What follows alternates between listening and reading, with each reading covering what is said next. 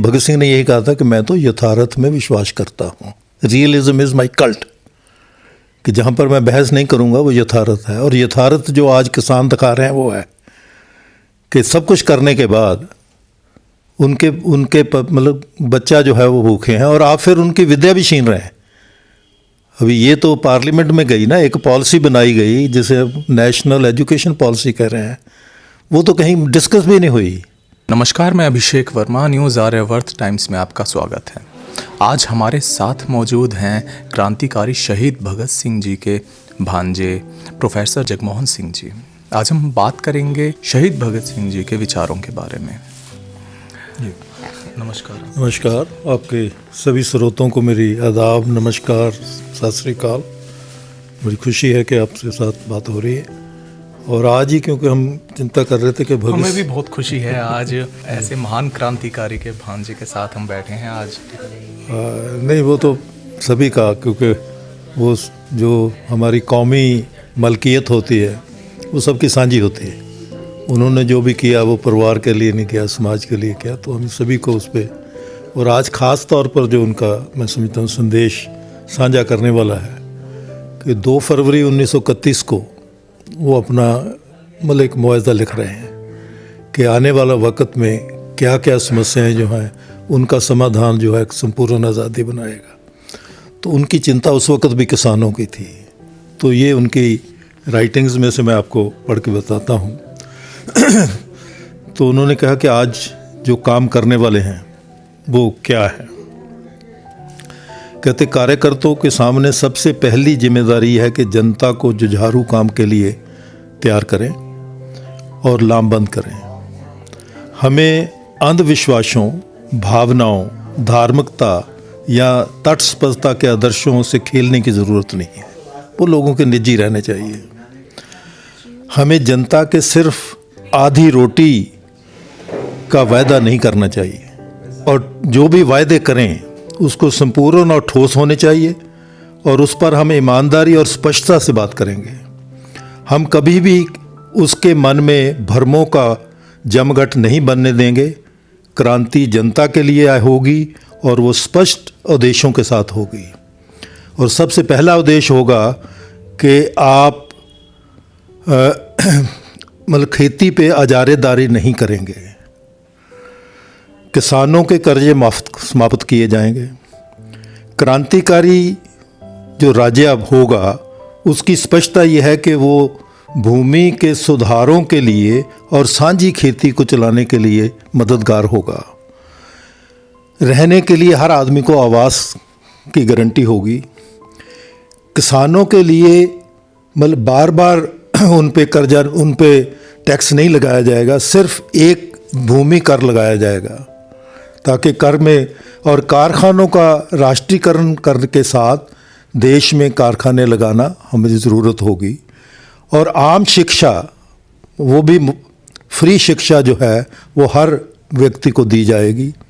और काम करने के जो हमारे घंटे हैं वो ज़रूरत के अनुसार कम किए जाएंगे। तो जनता ऐसे कार्यक्रम के लिए ज़रूर हमें हामी देगी। तो मैं समझता हूँ कि भगत सिंह का ये कार्य आज शुरू हुआ है, और ये सभी के लिए जो राज की जिम्मेवारी रखते हैं और जो लोगों की प्रॉब्लम्स हैं। तो आज अगर भगत सिंह को हमने शहीद की उपाधि देनी है उनके साथियों के साथ, तो इस प्रोग्राम को मतलब आज जो है वो लागू होना चाहिए।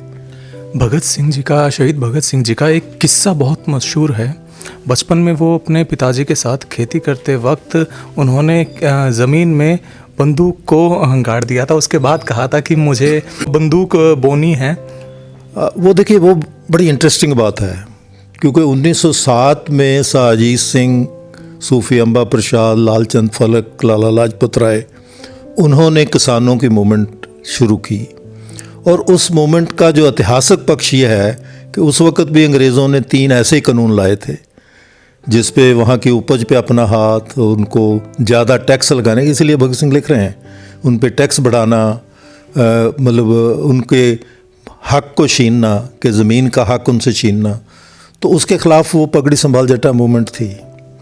लेकिन उसके साथ ये तैयारी थी क्योंकि वो 1907 1857 का 50 साल भी था कि लोगों के साथ जो हमारे बच्चे फ़ौजों में हैं, अगर उनको भी हम करें और हमारे पास इतने हथियार हों कि हम अंग्रेज़ों को हटा सकें, तो बाद में घर में चर्चा हो रही थी। और अगर बच्चा छोटा 3-4 साल का बच्चा देख रहा है कि अगर हमें नेपाल वाले मदद कर देते, क्योंकि किशन सिंह नेपाल गए थे, सूफी अम्बा प्रसाद नेपाल गए थे, नेपाल के राजे से मदद लेना चाहते थे, तो कहते अगर वो मदद मिल जाती तो फिर हम कामयाब हो जाते। अब बच्चा जो है वो इम्प्रोवाइज़ करता है, वो अपनी तरह बनाता है उसको, कि अगर मतलब मदद का मतलब था कि वो हमें कोई मतलब बंदूकें देते, तो वो कहता है कि अगर खेतों में हम गन्ना बूझ के इतना बरसा सकते तो बंदूक क्यों नहीं। वो इम्प्रोविजेशन है, उसका कोई ये नहीं है कि वो बंदूकधारी था। उसका खुद ये कहना है भगत सिंह का बाद में कि जो ब्रॉडर मूवमेंट्स होती हैं वो हमेशा अशांति से, क्योंकि आपने अगर जबर से लड़ना है, मतलब जबर का मतलब है कि आपका जाब्ता होना चाहिए, आप सब्र से लड़ेंगे, आप निष्ठा से लड़ेंगे, तो 3 गुण हैं जिससे आप जबर से लड़ते हैं। तो भगत सिंह ने वही जब दिया हमें, तो इसलिए वो उसके साथ ही दूसरा किस्सा भी जो है वो याद करना चाहिए। मेरे मदर 1910 में पैदा हुए, जब उनके छोटे चाचा जो हैं वो भी इसी में पगड़ी संभाल जटा मूवमेंट में थे, जेल हुए क्योंकि वो किताबें छापते थे, किताबें छापने पे जेल हुई और वो शहादत हुई उन्हीं। तो अब घर में किसी ने कहा कि जैसे आप भी हम लड़की की स्वागत नहीं करते, तो किसी महिला ने आके कहा कि घर में लड़की आ गई है, तो भगत सिंह सुन रहे हैं। तो भगत सिंह कहते क्या फ़र्क पड़ता है, मतलब अगर बेटी आई है तो 4 आने होंगे तो अंदर बैठ के शादी कर लेंगे, रुपया होगा तो कोठे पे चढ़ के ढोल ढमक्के से शादी कर लेंगे, तो उसका कौन सा बोझ है। तो उसका मतलब घर में महिला का स्वीकार, विद्या का सत्कार, क्योंकि हमारी नानी जी का नाम विद्यावती रखा गया, कहते लड़की और विद्या मतलब जो है उसको विद्या का सत्कार, औरत का सत्कार, मेहनत का सत्कार, ये भगत सिंह की प्रक्रियाएं हैं। उनका एक विचार बहुत प्रचलित है कि इंसान को मारा जा सकता है पर उसके विचारों को नहीं मारा जा सकता। तो ऐसे उनके विचार थे। आज उनके विचार कितने जिंदा हैं आज के युवाओं में? देखिए आप अगर जाएं जो किसानों का मोर्चा है तो भगत सिंह ही है। लोगों ने ट्रालियों पे भगत सिंह लगा रखा है, मतलब तो सरकार और एक आदमी जो बहुत धार्मिक भी हो, अच्छा भगत सिंह आ गया है, उसकी कुछ पुस्तक रखी थी मैंने, भगत सिंह भी आ गया है। तो ये मतलब जो विचारों का मतलब यही है, जैसे अभी मैंने आपको बताया कितने अच्छा, मतलब आपको ये नहीं लगता कि ये विचार जो हैं ये 1931 में लिखे गए हैं, तो वो असलियत है जिसे हम यथार्थ कहते हैं ना, जैसे जो आज की सिचुएशन को देख के लिखा हो जैसे किसी ने। बिल्कुल, मतलब आज भी वही सिचुएशन है क्योंकि हम उससे आगे नहीं बढ़ पाए।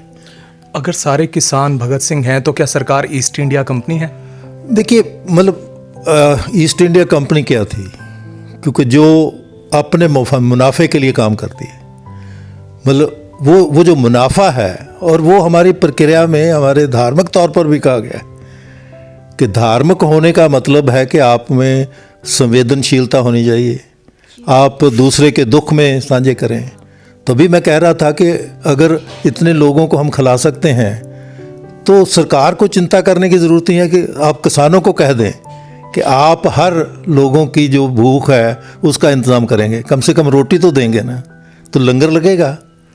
और अभी कितना लोग आपस में मिलजुल के बैठ रहते हैं, खाते हैं, जब इकट्ठे खाएंगे तभी होगा। तो इसलिए मुझे याद आ रहा था कि यहीं पर पानीपत में बाबर ने अपनी आत्मकथा में एक बहुत अच्छी बात लिखी। वो कहता जब मैं यहाँ आया तो बड़ी रेजिस्टेंस थी, तो शाम को मैंने देखा कि बहुत हज़ारों धुएं निकल रहे हैं, तो कहता मुझे चिंता हुई कि ये कोई मतलब हथियार तो नहीं बना रहे क्योंकि धुएं। तो कहता मैंने अपने इंटरप्रेटर को बताया कि भाई ये क्या हो रहा है। वो कहता जी ये सब अपनी अपनी रोटी अपने अपनी बना खाते हैं। तो जो व्यक्तिवादता थी वो हमारी कमज़ोरी है, और उसी जब भी समाज में व्यक्तिवादता आई तो हमलावर आए। हम हमलावरों को मतलब कर रहे हैं अपने आप को। और भगत सिंह ने कहा था कि हमारी लड़ाई दोहरी है, अपनी कमज़ोरियों के ख़िलाफ़ भी और जो विदेशी हमला उसके ख़िलाफ़ भी। तो हमें अपनी कमज़ोरियों को समझना चाहिए और संयुक्ता जो है, एकता जो है, वही वही मतलब बनाती है। जब हमले की बात आई है तो सरकार बिना किसी एक बम के, बिना किसी गोलों के, बिना किसी बंदूक के किसानों पर यह भी हमला कर रही है कि किसान पिज़्ज़ा पार्टी कर रहे हैं। देखिए वो मतलब कि वो हर तरह मतलब उसको ये मतलब बदनीति है। अब उसमें जो मूल मुद्दा है कि हमने, हिंदुस्तान ने 2018 में एक मुआहदे पे साइन किए हैं इंटरनेशनल, वो है कि किसानों के और मज़दूरों के, जो गाँव के मज़दूर हैं, उनके हक़ों को कैसे आपने मतलब संयुक्त करना है। और उसमें एक मुद्दा है कि जब भी उनकी किस्मत के बारे में आप बात करें तो उनकी हिस्सेदारी होनी चाहिए। अब जो सरकार गलती कर चुकी है वो है कि उसमें लोगों की हिस्सेदारी नहीं ली, और उनको ये समझ थी कि हमने 500 आदमी हो गए, बस वहाँ हेलीपैड करके आ गए, तो अब इन लोगों से पूछने की क्या ज़रूरत है। तो अब वो जो हमने अंतर्राष्ट्रीय मुआवजा किया हुआ है उसको लागू करने की ज़रूरत है। प्रधानमंत्री ने किसान निधि योजना के तहत 18,000 करोड़ रुपए की बात की किसानों को देने की। देखिए जैसे आपने पहले कहा कि हम कर्जा ले रहे हैं, ये पूरी सरकार कर्जे से चल रही है। जिसे हम तरक्की कह रहे हैं वो तरक्की नहीं है, वो कर्जे की तरक्की है। और कर्जे की वो बानियाँ जिससे हम ले रहे हैं वो वर्ल्ड बैंक है। आप उसकी वेबसाइट पे चले जाएं तो 15 दिन के बाद हम उनको मतलब कर्जा दे रहे हैं, वापस ब्याज दे रहे हैं, कर्जा नहीं वापस हो रहा। तो वो ब्याज हम पूरा करने के लिए क्या कर रहे हैं, अभी जैसे ये 3 कानून लाए गए, तो उसमें एक कानून है कि जो आपकी खाने वाली चीज़ें हैं वो भी बाहर बेची जा सकती हैं। तो आपको पता है कितनी बेची हमने?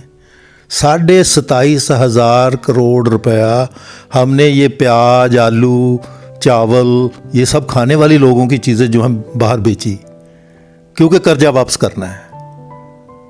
तो अब इसका मतलब हम अपने बच्चों का पेट काट के कर्जा मतलब वापस करेंगे क्या? मतलब यहाँ समृद्धि आएगी? और ये सबसे बड़ा भ्रम है। आप 18,000 करोड़ की बात कर रहे हैं वो प्रभावित करने की, लेकिन एक किसान को क्या दे रहे हैं आप? 2,000 रुपये उनके अपने अंकड़े में दे दी। उसकी मेहनत ही उसके दे दें। आप दानी बन रहे हैं, लूट के दानी बन रहे हैं, तो ये तो मतलब बात नहीं चलेगी। ये तो अपमान है, उसका सम्मान नहीं है। और दूसरा जो है, जैसे अभी न्यूज़ आ रही है कि वोट के पहले आपने 8,000 रुपये दिए किसानों को, अब 10,000 मांग रहे हैं। तो ये कौन सा सम्मान है? हमें ह्यूमन वैल्यूज़ को मुकम्मल करने की ज़रूरत है। भगत सिंह ने यही कहा था कि मैं तो यथार्थ में विश्वास करता हूँ, रियलिज्म इज़ माई कल्ट, कि जहाँ पर मैं बहस नहीं करूँगा वो यथार्थ है। और यथार्थ जो आज किसान दिखा रहे हैं वो है कि सब कुछ करने के बाद उनके मतलब बच्चा जो है वो भूखे हैं, और आप फिर उनकी विद्या भी छीन रहे हैं। अभी ये तो पार्लियामेंट में गई ना, एक पॉलिसी बनाई गई जिसे नेशनल एजुकेशन पॉलिसी कह रहे हैं, वो तो कहीं डिस्कस भी नहीं हुई। क्या कैबिनेट में बैठे हुए सब लोग जो हैं वो जो विचार लेंगे वही दुनिया होगी? तो ये लोकतंत्र की हत्या भी हो रही है। हत्या सिर्फ लोकतंत्र की कहें या फिर पहले जैसे अंग्रेज़ों ने भगत सिंह को आवाज़ उठाने के खिलाफ उनको फांसी दी थी, आज किसानों को शायद फांसी मिल रही है सरकार के द्वारा। बिल्कुल, मतलब कि आज हम उस, क्योंकि वो नीतिगत होता है, किसी व्यक्ति के साथ नहीं। भगत सिंह ने भी यही हमें समझाया था। उसने कहा कि मैं अपने साथी B.K. दत्त के साथ, क्योंकि उनकी एक खूबसूरती ये है कि उनको पकड़ा नहीं गया था, वो खुद वॉक इन करते हैं ताकि अपनी बात जो है दलील रख सकें। तो वो जब वॉक इन किया उन्होंने, तो उन्होंने कहा कि मैं एक नारा दे रहा हूँ, इस नारे पे मैं ज़िंदगी लगा रहा हूँ। अगर मेरा नारा मेरे देश के लोग समझ जाएं तो वो मतलब मेरी ज़िंदगी की कीमत मुझे मिल जाएगी। तो वो नारा क्या था? साम्राज्यवाद मुर्दाबाद, इनकलाब जिंदाबाद। और साम्राज्यवाद कौन है? जिसे हम ईस्ट इंडिया कंपनी कहते हैं, उस वक़्त थी। अब एक नई आर्थिक नीति है, और वो नीति के जो आगे प्यादे हैं वो आपके मतलब अडानी अंबानी हैं। पूरा भारत जो है आपने उनको घर भी कर दिया है, और वो आगे गिर भी कर रहे हैं। उनका अपना नहीं है, वो तो सब बिछाने वाले हैं। जैसे कभी जब बाबर आ रहा था तो उसको मदद करने वाले भी यहाँ थे। तो ये उनकी कि अगर जियो है तो गूगल है, गूगल पैसा लगा रहा है, तो ये तो सब बचाएंगे। आगे आया हुआ कोका कोला वालों ने इंडियन कंपनी खरीदी जो यहाँ पानी बनाती थी, तो उसको ख़त्म कर दिया। पेप्सी वालों ने यहाँ की कंपनी, क्योंकि उसके पास मार्केट है, लोगों के साथ एक विश्वास है, उस विश्वास को वो बेविश्वास अपने कर्ज मतलब फ़ायदे के लिए उठाते हैं।